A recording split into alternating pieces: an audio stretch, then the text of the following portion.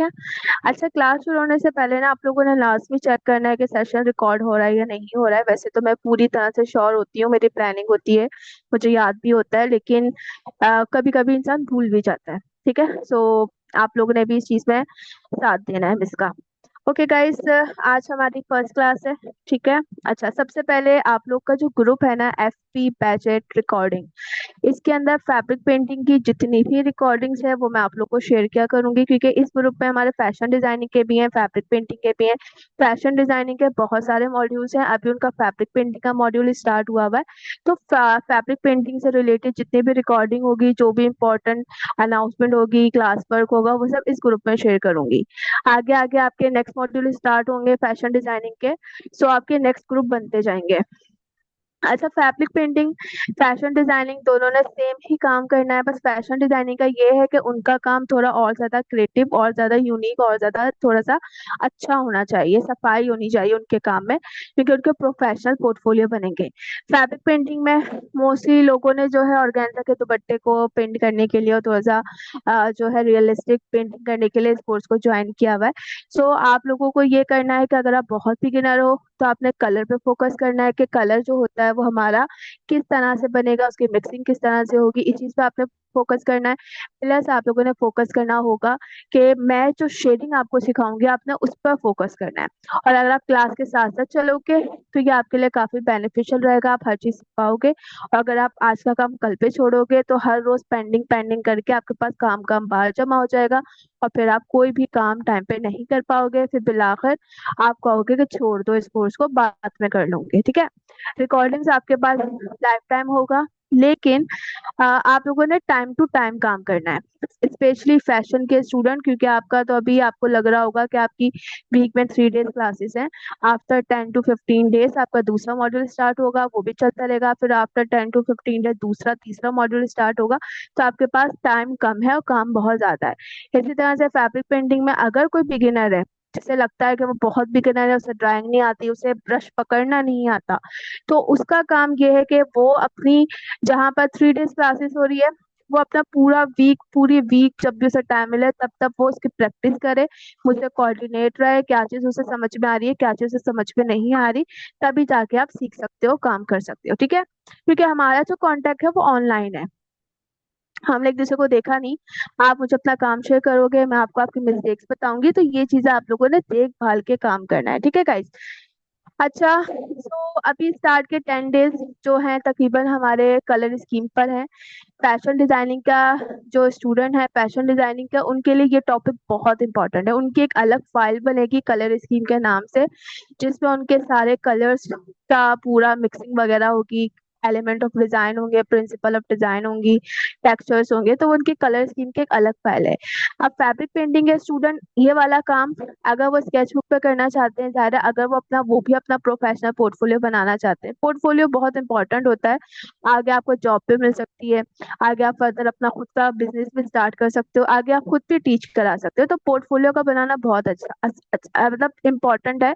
एक चीज जब आप होगी नहीं आपके पास, आप लोगों को दिखाओगे क्या? तो आपने अपने स्किल को लोगों को दिखाना है, रिप्रेजेंट करना है, तो इस पेज पर आपने अपना पोर्टफोलियो बनाना है। ठीक है।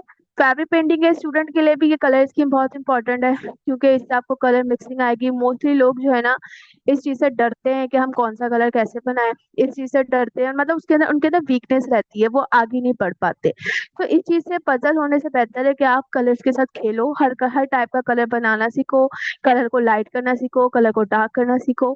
तो ये कोर्स, ये 10 डेज आपके लिए बहुत इंपॉर्टेंट है। आप चाहो अगर आप अपना पोर्टफोलियो बनाना चाह रहे हो, क्योंकि मेरे पास 2 टाइप के स्टूडेंट होते हैं फैब्रिक पेंटिंग के। एक वो स्टूडेंट होते हैं जिनका स्पेसिफिक होता है कि भाई हम सिर्फ एक शर्ट पे पेंटिंग करेंगे या दुपट्टे पे पेंटिंग करेंगे, ये वाले टाइप। एक स्टूडेंट होते हैं जो कहते हैं हम A to Z सीखेंगे, हम अपना पूरा पोर्टफोलियो बनाएंगे। तो आपने डिसाइड करना है आप कौन से टाइप के स्टूडेंट हो, ऐसे स्टूडेंट हो जिसने सिर्फ एक स्पेसिफिक चीजें बनानी है, या ऐसे स्टूडेंट हो जिसने अपने स्किल को ग्रूम करना है, जिसने बाकायदा सीखना है, A to Z सीखना है। ठीक है। अगर आप पोर्टफोलियो बनाना चाहते हो तो उसके लिए आप लोग की फाइल बनेगी A3 साइज की। मैंने यहाँ पर आप लोग को कोर्स आउटलाइन शेयर नहीं की है। इंशाल्लाह आज मैं ग्रुप की डिस्क्रिप्शन में आपकी पूरी फैब्रिक पेंटिंग की जो कोर्स आउटलाइन है वो शेयर करूंगी, तो आपको पता चलेगा कि आपके पूरे कोर्स आउटलाइन में क्या क्या चीजें हैं। अगर आप पोर्टफोलियो बनाओगे बहुत बेहतरीन है, क्योंकि इसमें आपकी ऑर्गेन्जा भी आ जाएगी, एप्लिक भी आ जाएगा, बहुत सारी चीजें यूनिक यूनिक है। आपने अपने आर्ट वर्क को निखारना है, अपने स्किल को निखारना है, तो आप काम कर सकते हो। और अगर आपने जस्ट दुपट्टा वगैरह पे ही काम करना है, आप नहीं सीखना चाह रहे लेकिन प्रैक्टिस इंपॉर्टेंट है, तो आप किसी भी पेपर पर कलर का काम कर सकते हो। नॉट के मैं कहूँ कि आप स्केच बुक ही बाय करो।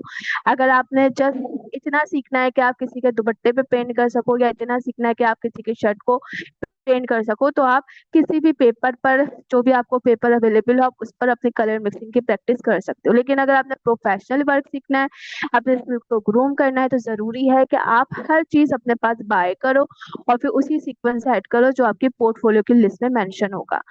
आज क्लास के बाद मैं ग्रुप की डिस्क्रिप्शन है पूरी कोर्स आउटलाइन शेयर कर दूंगी, और प्लस मंडे को आप लोग को फैब्रिक पेंटिंग का मटेरियल भी शेयर कर दूंगी, ताकि आप लोग फैब्रिक पेंटिंग का मटेरियल भी आपके पास मौजूद होना चाहिए। आफ्टर 10 डेज हम फैब्रिक पेंट बनाएंगे, और काफी जो है ना टफ होता है हमारा कोर्स। सो नाउ अच्छा, काफी स्टूडेंट का क्वेश्चन है स्केच बुक कौन सी लें। तो नॉर्मली अगर आप किसी भी आर्ट एंड क्राफ्ट की शॉप पे जाओ, या किसी भी बुक स्टॉल पे जाओ, किसी भी उर्दू बाजार पे जाओ, तो आपको स्केच बुक इजिली मिल जाती है।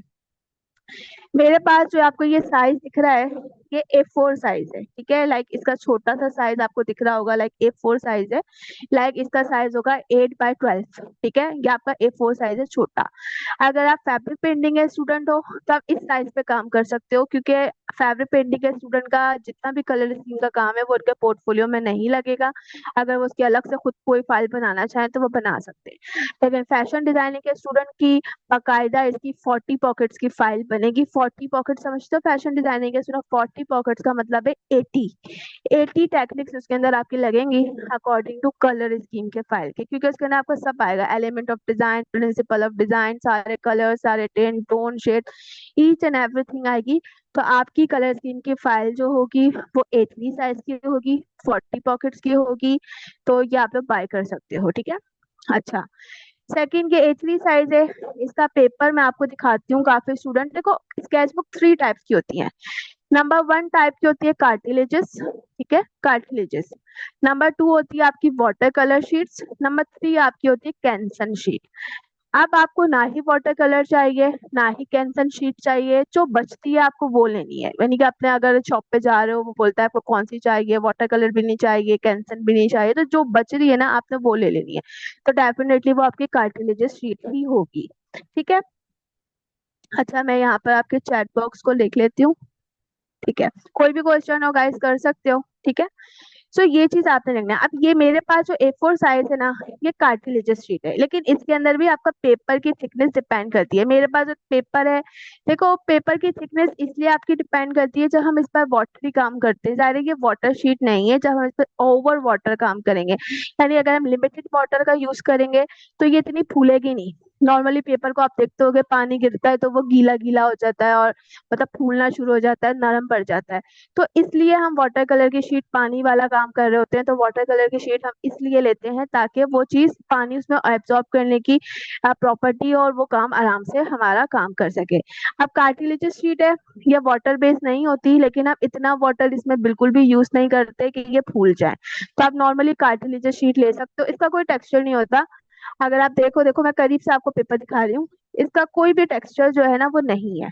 ये कार्टिलेजस शीट है A4 साइज की, आप ये भी ले सकते हो अगर आप फैब्रिक पेंटिंग के स्टूडेंट हो। मेरे पास जो ये वाली मौजूद है A3 साइज की, देखो यहाँ पे लिखा हुआ है A3 साइज की, ठीक है। तो ये A3 साइज की, फैशन डिजाइनिंग के स्टूडेंट A3 साइज की शीट अपनी जो है ले सकते हो। कैंसन शीट मत लेना, कैंसन शीट पर ना एक अजीब सा टेक्सचर बना हुआ होता है जो अच्छा नहीं लगता। देखो इसका भी पेपर वैसा ही है, स्मूथ है, प्लेन है, और कुछ वैसा नहीं है, ठीक है। तो ये हमारी A3 साइज की हो गई। अब ये मेरे पास जो है ना कैंसन शीट है। कैंसन पे देखो बकायदा लिखा हुआ होता है कैंसन स्केच बुक, इसका एक टेक्सचर होता है। इसका टेक्सचर मैं आपको दिखाऊं तो ये देखो, इस पर ना बारीक बारीक से छोटे छोटे से ना बॉक्सेस बने हुए होते हैं। लाइक थोड़ा सा मैंने इसको जूम किया है, लेकिन आप लोगों को ज्यादा जो है इसका टेक्सचर नजर नहीं आएगा। सिर्फ बारीक बारीक से ना छोटे छोटे से हेक्सागोन टाइप का ना टेक्सचर जो है ना वो इस पे बना हुआ है, कैंसन शीट। इससे भी काम कर सकते हो, लेकिन जब हम इस पर कलर वगैरह का काम करते हैं ना तो इस पर इसका टेक्सचर विजिबल हो जाता है, जो मुझे अच्छा नहीं लगता। अभी मेरे पास कोई कलर नहीं है, मतलब मैं आपको दिखाती, लेकिन मेरे पास पेंसिल है। मैं अगर इसको करती हूँ, होपफुली इसका टेक्सचर हमें फील हो जाए। हल्का हल्का करती हूँ थोड़ा सा, आपको सिर्फ टेक्सचर दिखाने के लिए कि इसका टेक्सचर जो है वो कैसा है। देखो, जितना भी इसके ऊपर हम वर्क करेंगे ना, गीला करेंगे या ड्राई करेंगे, इसका टेक्सचर हमें विजिबल होगा। आई डोंट नो आपको विजिबल हो रहा है? ठीक है, देखो इसके ऊपर टेक्सचर जो है ना वो हमारा आ गया है। तो इसलिए कैंसन शीट ना तो मैं फैशन इलस्ट्रेशन में यूज करती हूँ, ना ही मैं जो हूँ फैब्रिक पेंटिंग में यूज करती हूँ, तो इसको अवॉइड करो। ठीक है, अगर लेनी है तो कार्टिलेजेस ले लो या फिर आइवरी।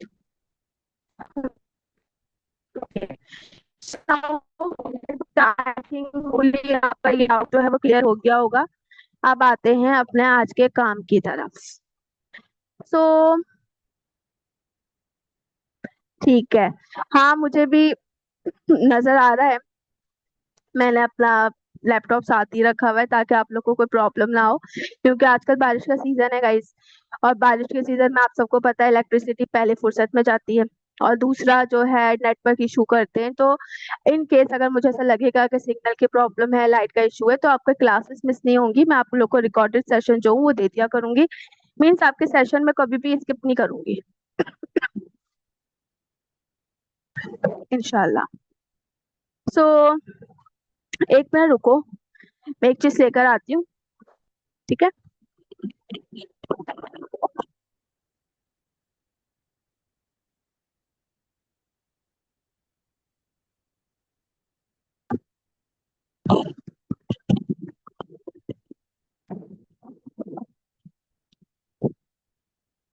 Okay, wait. आज से आप लोग का काम स्टार्ट हो रहा है। सबसे पहले आपके अटेंडेंस है स्टार्ट के, तो सबसे पहला जो आपका टॉपिक स्टार्ट हो रहा है about colour scheme, colour wheel. ठीक है। सो सबसे पहले हम क्या करेंगे, हम यहाँ पर चले जाते हैं। ठीक है, मेरे आईपैड पे, आप मोबाइल पर रिसर्च कर सकते हो, किसी भी काम की रिसर्च करनी हो, क्योंकि मेरे पास फैशन के भी स्टूडेंट है और फैशन के लिए इंपॉर्टेंट है उसका पोर्टफोलियो। ठीक है। सो किसी भी काम, फैब्रिक पेंटिंग, फैशन डिजाइनिंग, कोई भी काम। मोस्टली स्टूडेंट मुझसे पूछते हैं मोटिव कहाँ से चूज करती हो, तो मोटिव मैं पिंटरेस्ट से लेती हूँ। जब भी हम फैब्रिक पेंटिंग पर आएंगे, मोटिव की रिसर्च करेंगे, तो उसका एक अलग सेशन होगा ताकि आप लोग को आइडिया मिलेगा आप किस किस तरह के मोटिव पे काम कर सकते हो। सो नाउ मैंने पिंटरेस्ट यूज करती हूँ। पिंटरेस्ट पर हम लिखते हैं, हमारा टॉपिक है कलर व्हील, कलर व्हील। ठीक है। अब कलर व्हील आप सबको पता है, अगर नहीं पता है तो आप इसकी रिसर्च करके पता कर सकते हो। हम हमें सबसे पहले फॉर स्टार्टअप, जब भी आप कलर का कोई काम करते हो एज अ फैशन डिजाइनर या कोई भी कलर का काम करते हो, तो आपके लिए इम्पोर्टेंट चीज है आपका कलर व्हील। कलर व्हील में क्या होता है, आप डिफरेंट कलर्स को एक साथ इकट्ठा करते हो। कलर व्हील आपके कलर कॉम्बिनेशन में काफी हेल्प करता है। इसी से आपके टिन, इसी से आपके टोन्स, इसी से आपके शेड, इसी से आपकी कलर मिक्सिंग जो है वो बनती है। ठीक है। अब यहाँ पे काफी सारे हमारे आ रहे हैं कलर व्हील। अभी आपने सबसे पहले क्या करना है, बिल्कुल बेसिक कलर व्हील बनाना है और फिर उसके अकॉर्डिंग काम करना है। सो नाउ यहाँ पर मेरे पास स्केचबुक है A4 साइज की। ठीक है। आप कोई भी ना राउंड शेप ले लो, कोई भी राउंड शेप, लाइक इस तरह का कोई छोटा सा बना लो, या कोई भी आप बड़ा सा अपना ले सकते हो। ठीक है। कोई भी राउंड, कोई भी प्लेट जो भी आपके पास मौजूद हो, आप वो कोई भी राउंड चीज ले सकते हो। सबसे पहले आपने क्या करना है, सबसे पहले आपने इस तरह से कोई भी राउंड चीज रखकर उसकी एक शेप जो है ना वो आपने ड्रॉ करनी है फॉर स्टार्टअप। ठीक है। अच्छा, नीचे जो मेरा ये आपको गंदा सा नजर आ रहा है ना, ये ड्राइंग बोर्ड है। मैं मोस्टली अपना जब पेंट का काम करती हूँ तो यही ड्राइंग बोर्ड यूज करती हूँ ताकि मेरा दूसरी चीजें कोई गंदी ना हो। नाउ सबसे पहले हमने इसकी आउटलाइन कर लेनी है। ठीक है।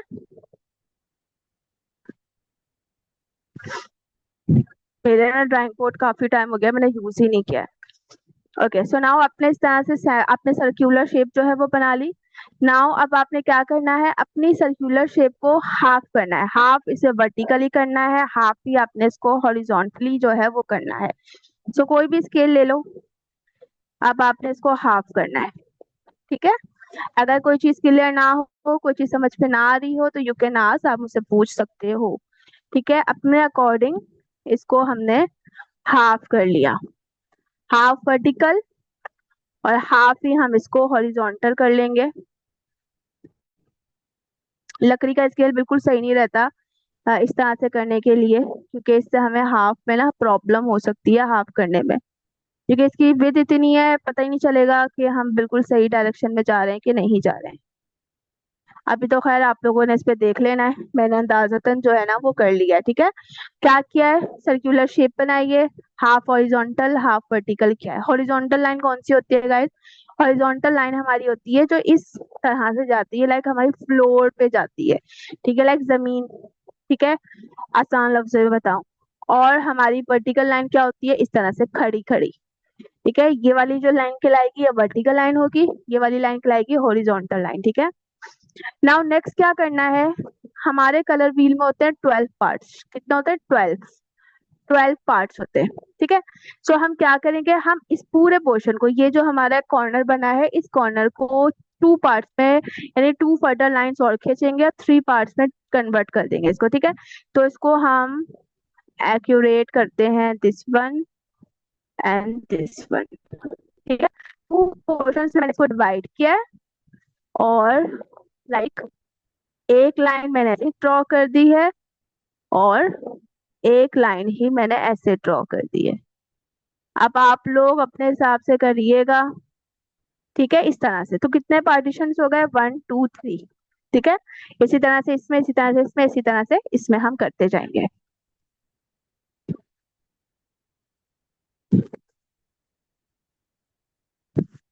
छोटे छोटे से लाइट लाइट हैंड से काम करो। बेसिक तो आपका सबका बनेगा, जो फाइनल होगा वो आपका थोड़ा सा डिफरेंट बनेगा।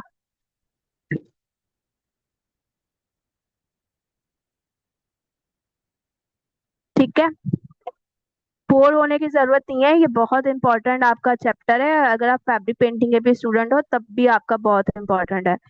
नॉर्मली शेडिंग में आप, अगर आपको कलर बनाना नहीं आएगा, या तो आप रेडीमेड कलर्स की तरफ जाओगे, या फिर आप जो हो ना अ, अजीब से कलर्स पे काम करोगे।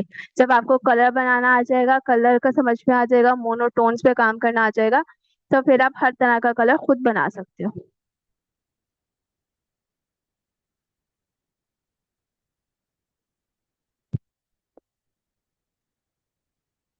अटेंडेंस बहुत इंपॉर्टेंट है, आप लोगों ने अपना, अपनी लाइव सेशंस को बरकरार रखना है, क्योंकि अटेंडेंस अगर आपकी ज्यादा नहीं होगी तो फिर मैं जो काफी खफा होती हूँ उस चीज से। मुझे अटेंडेंस जो है ना स्टूडेंट की चाहिए, काम चाहिए उनका। अपना काम करने के बाद इसका फोटोशूट, हल्की सी पिक्चर क्लिक कर लो और इंस्टाग्राम पर मुझे मेंशन करो। ये भी आपके लिए काफी हेल्पफुल है।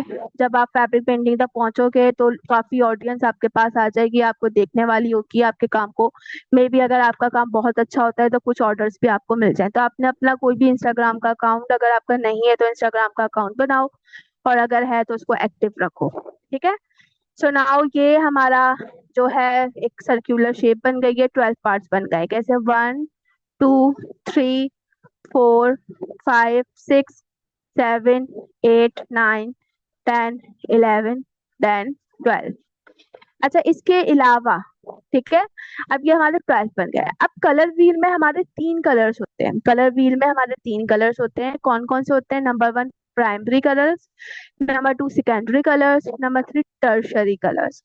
प्राइमरी कलर्स कौन से कलर्स होते हैं, प्राइमरी कलर्स हमारे वो कलर्स होते हैं जो किसी की मिक्सिंग से नहीं बनते, जो नेचुरल कलर्स कहलाते हैं, या कह लो कि वो नेचुरल तरीके से एक्सट्रैक्ट किए जाते हैं। जैसे कि प्राइमरी कलर्स में हमारा रेड आता है। रेड कलर हम किसी भी कलर को मिक्स करके रेड कलर नहीं बना सकते। रेड रेड कलर डिफरेंट तरीके से एक्सट्रैक्ट किया जाता है, लाइक वेजिटेबल से, फ्लावर से, मतलब एक्सट्रैक्ट करके बनता है। इसको हम कभी बना नहीं सकते कि हमने ग्रीन को ब्लू को आपस में मिलाया तो रेड कलर बन गया, ऐसा नहीं होता। रेड कलर एक प्राइमरी कलर है, ठीक है, रेड।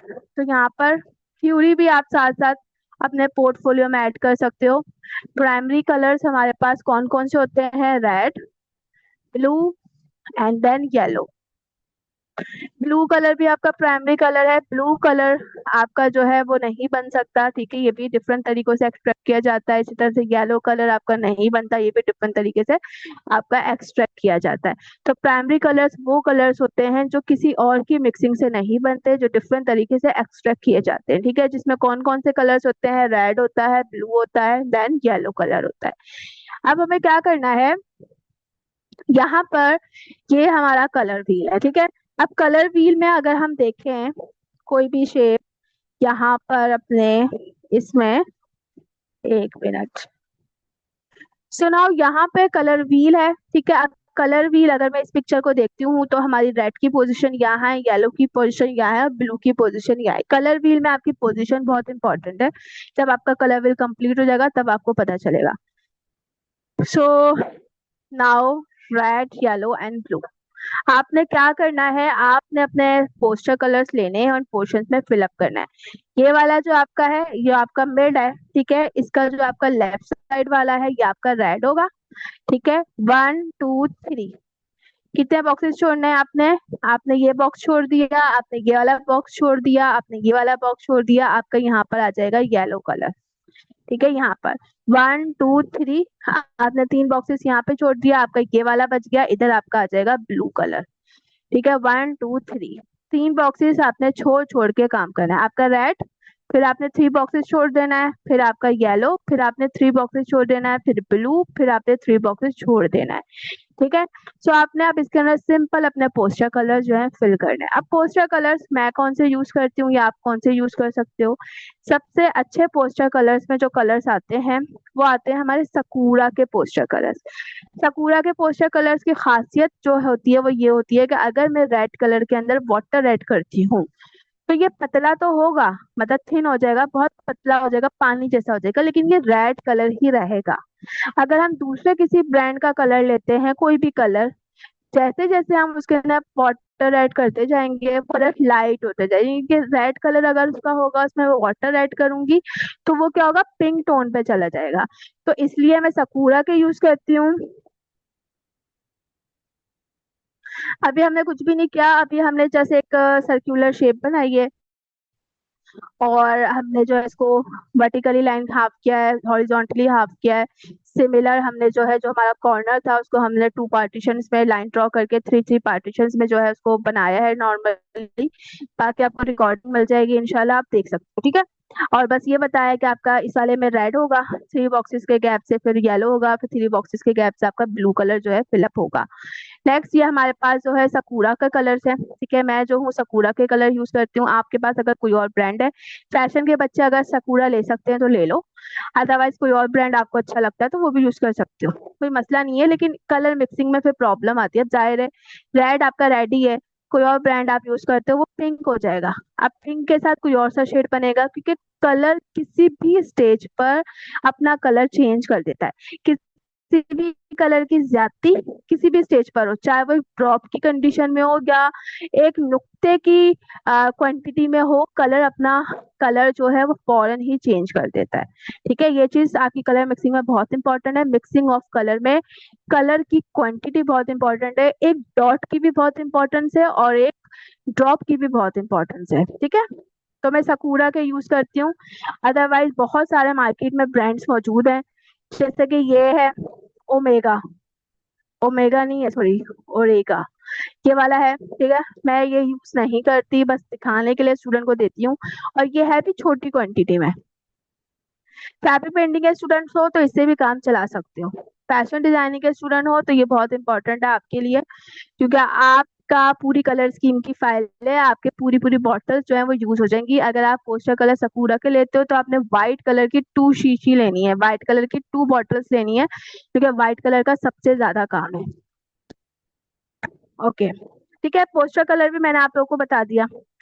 नेक्स्ट हमारा ये है कि आपने कलर मिक्सिंग कर, अभी तो हम कोई कलर नहीं बना रहे, कोई कलर मिक्स नहीं कर रहे, तो अभी आप अगर आके सेकेंडरी कलर टर्शरी कलर्स बनाते हो तो उसके लिए आपको कलर पैलेट चीज चाहिए होगी, तो वो आपकी यूजफुल होगी। पोस्टर कलर में तो आप किसी प्लेट में भी बना सकते हो, कोई भी प्लेन प्लेट हो आप उसके अंदर बना लो, बाद में उसे वॉश कर लो। अब नेक्स्ट चीज आती है हमारे ब्रशेस में। स्टूडेंट के काफी क्वेश्चन होते हैं, ब्रश कौन सा यूज करें, हम ब्रश कौन सा यूज करें। सो अभी के काम के लिए ब्रशेस बता रही हूँ, नॉट फॉर फैब्रिक पेंटिंग, क्योंकि जो फैब्रिक पेंटिंग के मटेरियल है उस पर पूरी वीडियो बनाई है।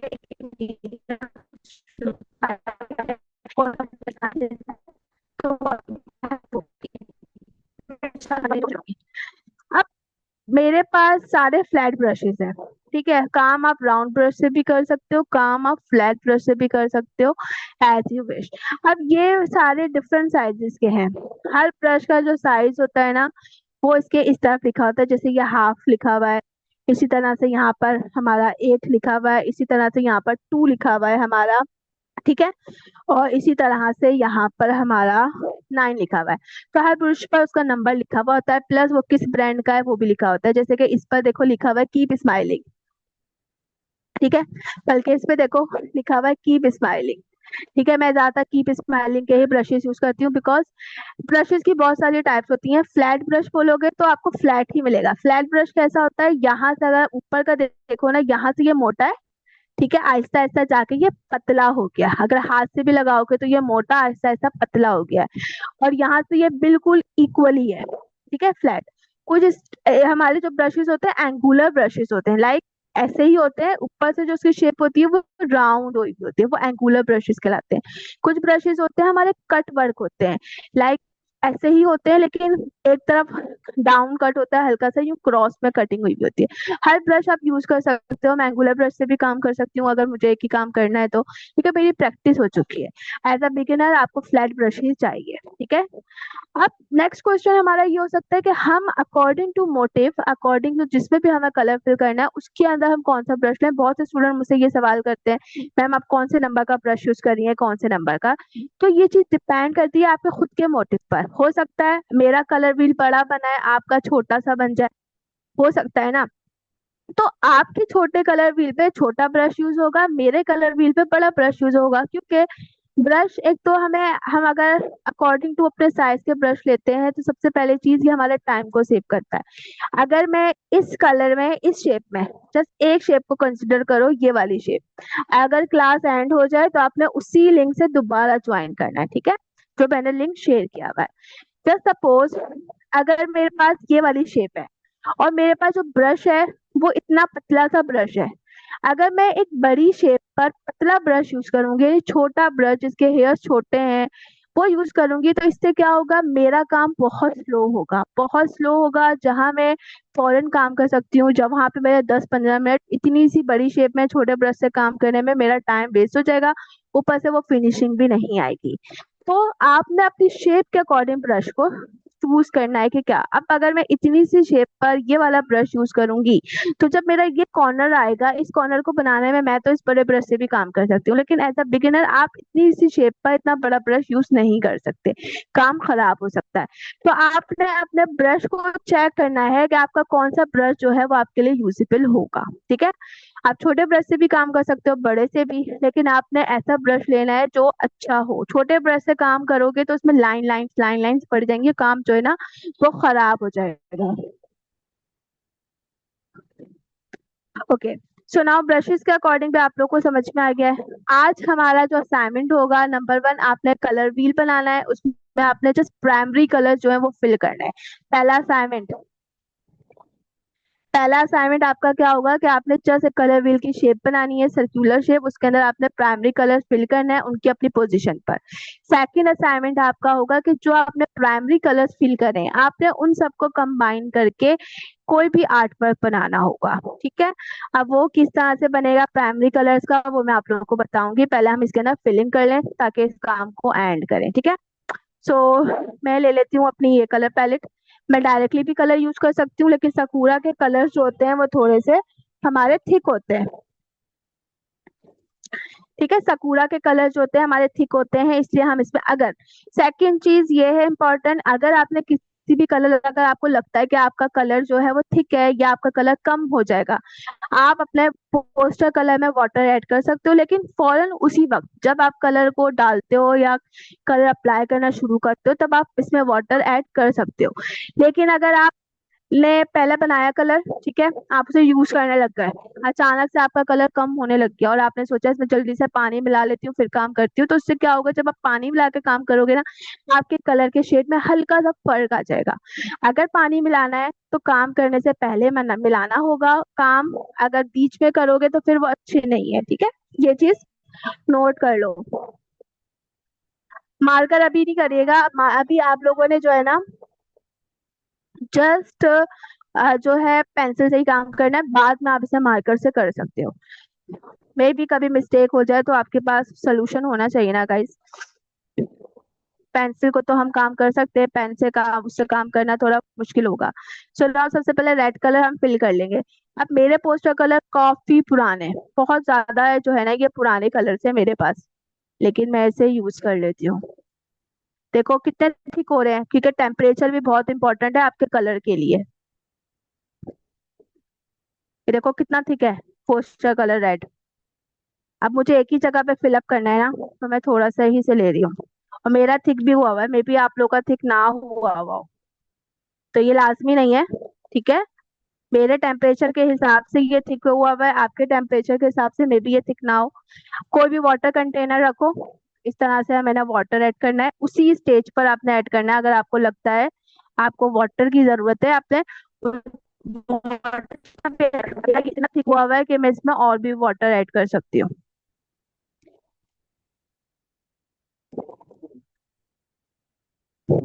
और वैसे भी पोस्टर कलर की खासियत ही ये होती है, आप इसे अच्छा सा यूज कर सकते हो, जबरदस्त। ठीक है, देखो इसके शेड पे कोई फर्क नहीं पड़ा, रेड रेड ही है। ब्रश को आप मिक्सिंग करो इस तरह से, और ब्रश को एक ही लेवल से चलाओ मिक्सिंग करने के लिए। बहुत से लोग जो है अपने ब्रश को खराब कर देते हैं टेढ़ा मेढ़ा चलाकर, और इसी पैलेट से आपने इस तरह से साफ कर लो। ठीक है, okay. So now red colour हमें कौन से बॉक्स में फिल करना था, दिस बॉक्स। हम रेड कलर फिल कर लेंगे। अब कलर को, ब्रश को चलाना भी सीखो गाइस। ब्रश पकड़ा, ठीक है, आपकी जो भी शेप है, अगर आप बहुत बिगिनर हो, दिखने पे तो आसान लगेगा, मे बी आप सफाई से फिलअप ना कर सको, तो बहुत से लोग ना साइडों पर मास्किंग टेप लगा लेते हैं। इस शेप के साइड पर मास्किंग टेप लगा लेंगे, फिर आप टेढ़ा मेढ़ा हाथ चला लो, बाद में मास्किंग टेप उतार लो, लेकिन काफी बार मास्किंग टेप इतना सॉलिड आता है कि वो पेपर को भी फाड़ देता है।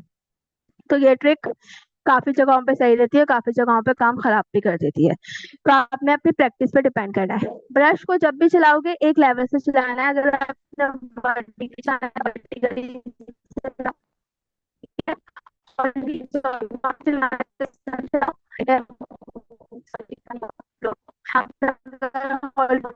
अपने ब्रश को चलाओ, ठीक है, एक लेवल से। अगर आपने वर्टिकली चलाना है तो आप एक लेवल से इस तरह से चलाओ। ऐसा हरगिज नहीं करना कहीं भी, फैब्रिक पेंटिंग हो कहीं पर भी, आप यूं भी चला रहे हो, यूं भी चला रहे हो, यूं भी चला रहे हो, यूं भी चला रहे हो, ऐसी हरकत, ऐसी काम मत करना, काम जो है फिर खराब हो जाएगा आपका। ठीक है, नाउ अब ये शेप है।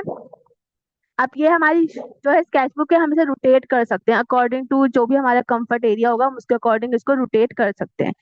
सुनाओ, हम इसके अंदर करते हैं फिलिंग। आप पहले आउटलाइन बनाकर फिर भी फिलिंग कर सकते हो अगर आपको डर है तो सबसे पहले मैं इसकी आउटलाइन बना लूंगी। आउटलाइन से मुराद अपनी शेप के अकॉर्डिंग, ठीक है, ये देखो शेप के अकॉर्डिंग मैंने इस तरह से लाइन कर ली।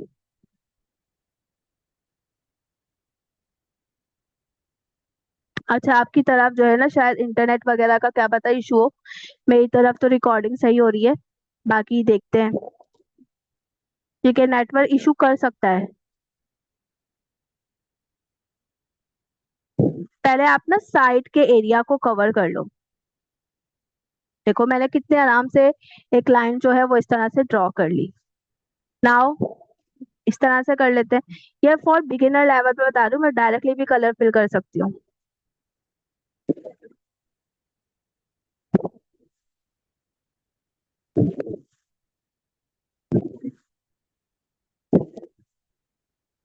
ठीक है, इस तरह से कर लिया। अब अपने हाथ से इस तरह से। काम खराब हो जाए तो आप इसको कट करके भी लगा सकते हो अपने कलर रिवील को। कहीं पर भी आपका कलर जो है वो खड़ा हुआ नहीं होना चाहिए। यस, ब्लू बर्ड के भी पोस्टर कलर ले सकते हो। अब देखो छोटा एरिया आ गया ना, मैं अपने ब्रश को इस तरह से नहीं चलाऊंगी, मैं अपने ब्रश को जो है ना कुछ इस तरह से चलाऊंगी, देखो इस तरह से। ठीक है, छोटे एरिया पे यानी कि इस तरह से काम करूंगी। अगर मैं ऐसे करूंगी तो बड़े एरिया पे कवर करेगा, छोटे एरिया पे वैसे कवर करेगा। ठीक है, इस तरह से। अब ये अजीब सी लाइंस पड़ गई हैं यहाँ पर, इसको आप मर्ज करो, ऊपर से नीचे लेकर आओ, अपने कलर को मर्ज करो।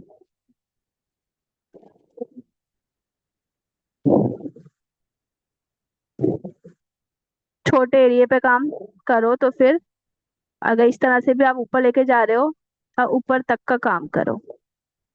कलर थोड़े थिक यूज कर लो तो ज्यादा अच्छा है इसमें। थिन कलर्स में जो है ना आपका लाइट और डार्क टोन हो जाएगी।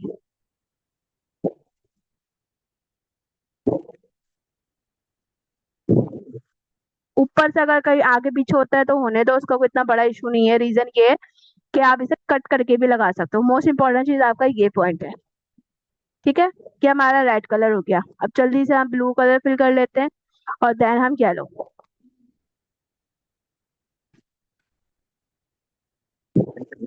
ब्रश को अच्छा सा वाटर में क्लीन करो। मेरे पास वाटर कंटेनर मौजूद है, प्लस मेरे पास जो है फैब्रिक जो है वो मौजूद है। ठीक है, कोई भी फैब्रिक, इस तरह से आप इस तरह से उसे क्लीन कर सकते हो। ये देखो वाटर कंटेनर है, इस तरह से आप अच्छा से, मैं सब वॉश इसलिए कर रही हूँ क्योंकि मेरा रेड कलर जो है ना वो बहुत थिक था, और उसने जो है ना काम खराब किया था। ठीक है,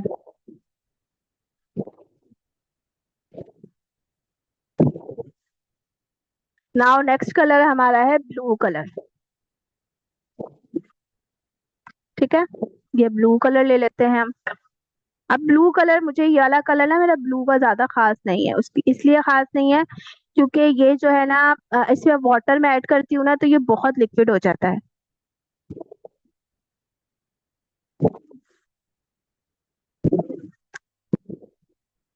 अब नेक्स्ट क्लास के लिए ना मैं इनको पतला करके रखूँ।